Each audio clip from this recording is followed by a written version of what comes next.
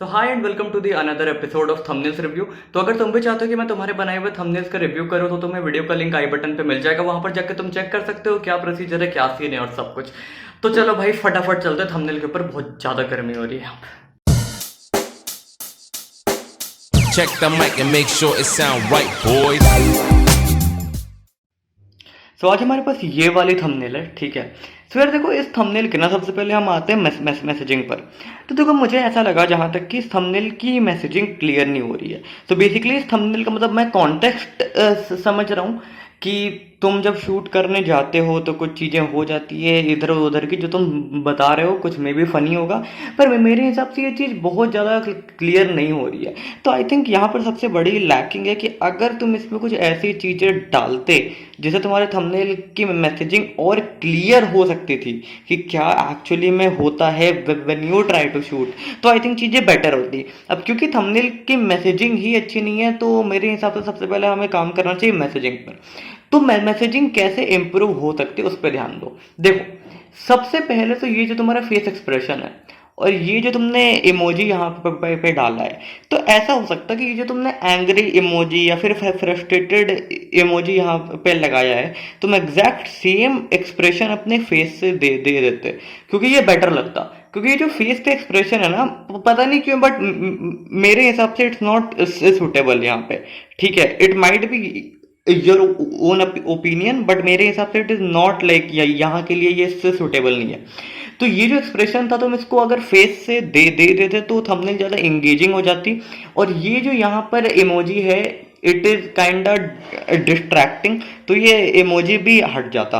तो I think वहाँ से कम एक थंबनेल की मैसेजिंग क्लियर सी हो जाती, क्योंकि फेस एक्सप्रेशन बहुत ज़्यादा मैटर करता है यहाँ पर। अगर तुम फ्रस्ट्रेटेड फेस एक्सप्रेशन बनाते तो फिर सब कुछ क्लियर हो जाता कि मैसेजिंग है कि जब मैं शूट करने जाता हूँ तो कुछ ऐसा होता है कि जैसे मैं फ्रस्ट्रेट हो जाता हूँ। नाउ अब मैसेजिंग की बात कर गई तो आते हैं सबसे पहले मिस्टेक्स पर। So mistake number 1, these white strokes. देखो भाई, जब भी मेरे हिसाब से अनलेस अनटिल तुम्हें स्पेसिफिकली अपने फोटो के अराउंड ग्लो इफेक्ट डालने की नीड ना हो तो ग्लो इफेक्ट कभी भी इस्तेमाल मत किया करो। ये जो तुमने अपनी पिक्चर की, मैं तुम्हें जूम को करके दिखाता हूँ, ये जो तुमने अपने पिक्चर के अराउंड ग्लो इफेक्ट डाला है, this is not looking good, क्योंकि ग्लो इफेक्ट कुछ स्पेसिफिक स्पेसेस पे यूज होता है। यहाँ पर सिंपल जनरल ओपेक स्ट्रोक ही इस्तेमाल किया करो, वही अच्छा लगता है। ये चीज बहुत ज्यादा आउट ऑफ कॉन्टेक्स्ट दिखती है। सेकेंडली, ये वाले जो लाइन्स है ऐसे ऐसे ऐसे करके, इसका आई डोंट थिंक कोई सेंस बनता है। देखो इस बात को समझो, कुछ चीजें तुम लगाते हो कि वो चीज तुम्हें अच्छी दिखती है, पर उस चीज का एक सेंस, ये चीज सेंस नहीं बना रही है। तो ये जो व्हाइट स्ट्रोक्स है ये उल्टा, एक तो सेंस नहीं बना रही, सेकंड ये बहुत ज्यादा यहाँ पे इंटरफेयर कर रही है, इस टेक्स्ट में इंटरफेयर कर रही है, इन एलिमेंट्स में इंटरफेयर कर रही है। तो ये जो स्ट्रोक्स हैं प्लीज इसको हटा देना। नाउ मिस्टेक नंबर 2, ये वाला जो तुमने थंबनेल बनाया है ना, इसमें स्पेसिफिकली केओस बहुत ज्यादा है। मतलब बहुत सारे एलिमेंट्स है, एक यहाँ है, एक यहाँ है, एक यहाँ है, एक बल्ब है। तो यार इतने एलिमेंट जब तुम लगाते हो ना, तो इसमें बहुत इंपॉर्टेंट है कि तुम इनके स्पेसिंग ध्यान रखो, वरना केओस बन जाता है। अब देखो, मैं हमेशा बोलता हूँ कि कभी भी कॉर्नर पर चीजें लगाना अवॉइड करो अनलेस अनटिल वो तुम एक शेप लगा रहे हो। तो ये देखो, यहाँ पर जो तुमने ये भोपू लगाया है, तो यहाँ पे गैपिंग ठीक से नहीं है। ये जो तुमने जेसीबी लगाई है, यहाँ पर ये गैपिंग ठीक से नहीं है। तो या तो इतने एलिमेंट्स का इस्तेमाल मत करो, और मैं पर्सनली कभी इतने एलिमेंट्स प्रेफर नहीं करता हूँ क्योंकि बहुत ज़्यादा केओटिक हो जाता है। या फिर अगर कर भी रहे हो तो उनकी प्लेसमेंट अच्छे से करो, गैप्स का प्रॉपर ध्यान रखो। इसको तुम क्या क्या क्या कर सकते थे, इसको यहाँ पे रख सकते थे बड़ी करके, है ना। और ये जो जेसीबी है तो तुम क्या कर सकते थे, बेसिकली इन सारे एलिमेंट्स का एक कंपाउंड बना के इन सबको आसपास रख सकते थे, कम से कम वो कम केओटिक दिखता। Mistake number 3, hopefully this background. भाई देखो, बैकग्राउंड ही मैंने पिछले एपिसोड में मैं भी बोला था, बैकग्राउंड हमेशा बैकग्राउंड के जैसा दिखना चाहिए। ये जो तुमने पीछे बैकग्राउंड लगाया है बल्ब वाला, यार ये ऐसा लग रहा है कि ये फोरग्राउंड है, इसको या तो ब्लर कर दो या तो और कुछ कर दो, ऐसा दिखे ना कि ये फोरग्राउंड से पीछे है, ऐसा दिखे ना कि ये फोरग्राउंड से डिफरेंट है। यहाँ पे ऐसा लग रहा है कि ये सेम सेम टाइप का है।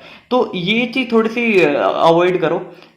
अगली मिस्टेक ये है कि देखो, ये जो तुमने फोटो के पीछे ये जो रेड रेड करके स्ट्रोक मारा है, ये जो ब्रश टाइप का है, भाई देखो ये ना तुमने लगाया है, ठीक है, आई अंडरस्टैंड कि तुमने इसे क्यों लगाया है, क्या इमोशन है, पर इस बात को ये भी समझो यार कि जब तुमने इसका इस्तेमाल किया तो तुमने सोच के किया होगा कि ये दिखे, पीछे दिखे, पर ये तो दिख ही नहीं रहा है ना। तो इस बात को समझो कि अगर तुमने इसको इस वे में लगाया है कि वो सामने से दिखे, तो वो दिख नहीं रहा, तो पहले तो इसकी विजिबिलिटी ठीक करो। या फिर अगर तुमने ऐसा सोचा है कि मैं इसको एज अ बैकग्राउंड यूज करूंगा, तो भी ये कम से कम थोड़ा ब्लर होना चाहिए। तो बेसिकली फिर बैकग्राउंड की कंपोजिशन ठीक नहीं है। तो मैं अगर ना इसको समराइज करूँ तो इस थंबनेल में एक ही गलती है, वो है कॉम्पोजिशन की। अगर कॉम्पोजिशन सही होती तो ये थंबनेल अच्छा होता, because you have a good idea कि थंबनेल कि कॉन्सेप्ट्स कैसे होने चाहिए, पर कंपोजिशन में थोड़ी सी कमी है। तो कंपोजिशन पे ध्यान दो, बाकी तुम्हारे कॉन्सेप्ट्स अच्छे होते हैं, तो उस पर कोई भी सीन नहीं है। So guys, that was another episode of thumbnail review. I hope तुम्हें अच्छा लगा होगा। अगर अच्छा लगा तो वीडियो को लाइक करो, चैनल को सब्सक्राइब कर लो, मेरी बाकी की वीडियोस को देख लेना है, पोस्ट थंबनेल में making videos. That is it from my side for this video. I will see you in my next one. Thank you and bye.